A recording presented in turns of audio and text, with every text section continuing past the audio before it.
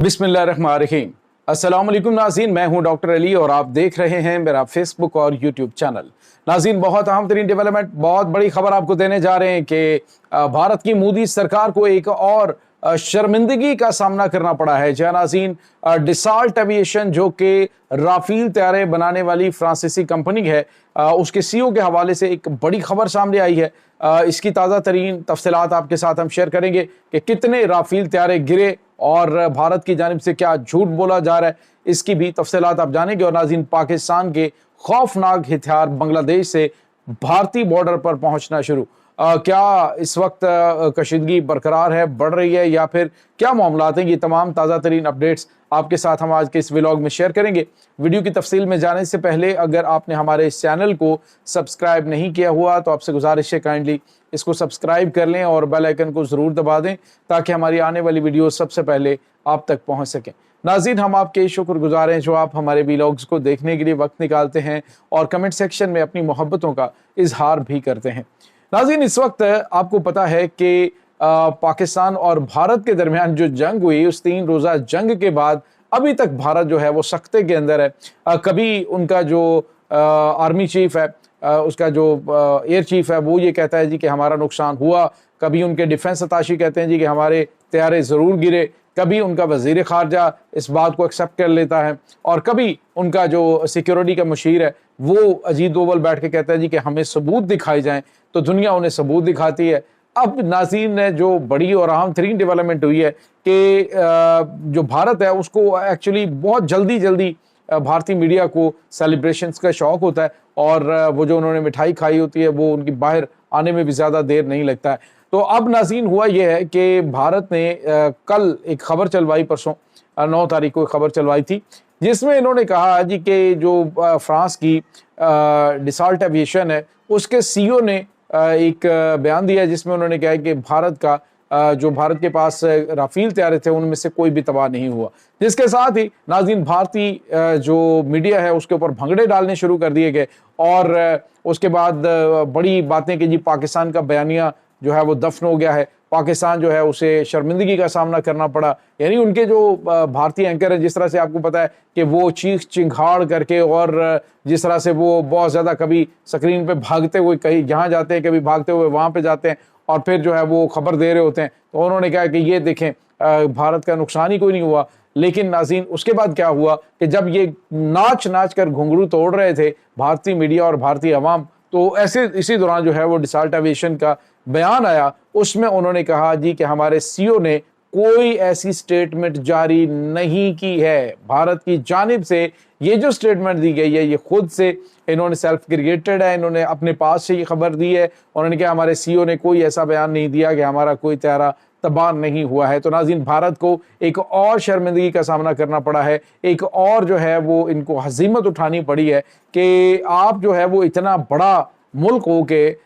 Economy इतनी बड़ी है, आप इतना बड़ा आपका सिस्टम है, लेकिन जब बात आती है बात करने की या जब कहीं पे फैक्ट्स एंड फिगर की बात आती है तो वहाँ पे कोई ना कोई इस तरह की चवल मार जाते हैं कि पाकिस्तान को उसका एज मिल जाता है और दुनिया में इनको शर्मिंदगी उठानी पड़ती है। अब नाज़रीन आपको पता है कि मैंने आपको कल बताया था कि पाकिस्तान के जो आर्मी चीफ हैं वो श्रीलंका के दौरे पे जा रहे हैं। श्रीलंका के दौरे पे ये 20 और 21 जुलाई को ये तय है और इसमें अहम तरीन मुलाकातें हैं। ये आम दौरा नहीं जिसके बारे में मैंने आपको डिटेल बताया, इसमें अहम तरीन मीटिंग्स होनी है और बहुत बड़े बड़े मुआहदे होने और आने वाले दिनों के अंदर पाकिस्तान आपको बाकायदा तौर पे यहाँ पे नजर आएगा। नाज़रीन, पाकिस्तान की अभी जो पॉलिसी है वो पाकिस्तान ने चेंज की है।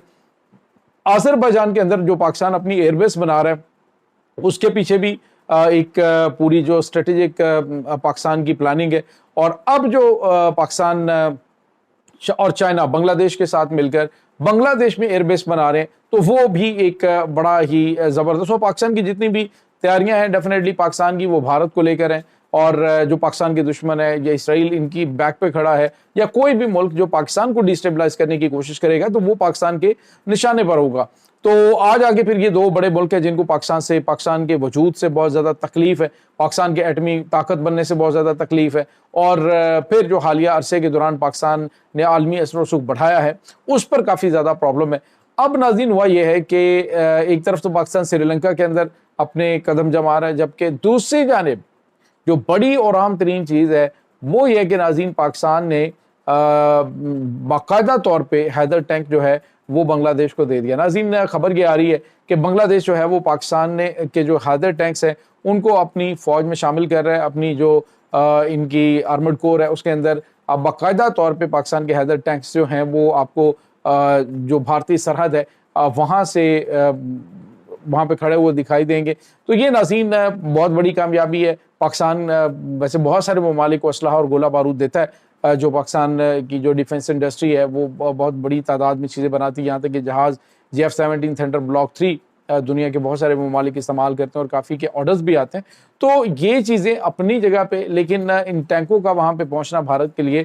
یہ بہت زیادہ درد سر بن گیا، کیونکہ آنے والے دنوں کے اندر پاکستان اور ترکی مل کر بنگلہ دیش کے اندر ایک نیا پروجیکٹ جو ہے وہ لانچ کرنے جا رہے ہیں، جو کہ بھارت کی نیندیں حرام کیے ہوئے ہے، نیندوں کو اڑائے ہوئے ہے۔ بنگلہ دیش اپنی اسٹریٹجک پوزیشن کا اب بھرپور طریقے سے فائدہ اٹھا رہے ہیں۔ ایک تو وہ سلیگوری کوریڈور جو ہے اس کو کنٹرول کرنا چاہتا ہے، وہاں سے خلیج بنگال کے ساتھ ان کو منسلک کرے گا، ان 7 سسٹر ریاستوں کو۔ تو بھارت جو یہ سمجھ رہا تھا جی کہ خطے کے اندر وہ تمام آس پاس کے جو ممالک ہیں ان پہ اثر و رسوخ ہے اس کا، تو اب وہ اثر و رسوخ جو ہے وہ ناظرین جاتا ہوا دکھائی دے رہا ہے، تقریباً جا چکا ہے۔ بنگلہ دیش میں پاکستان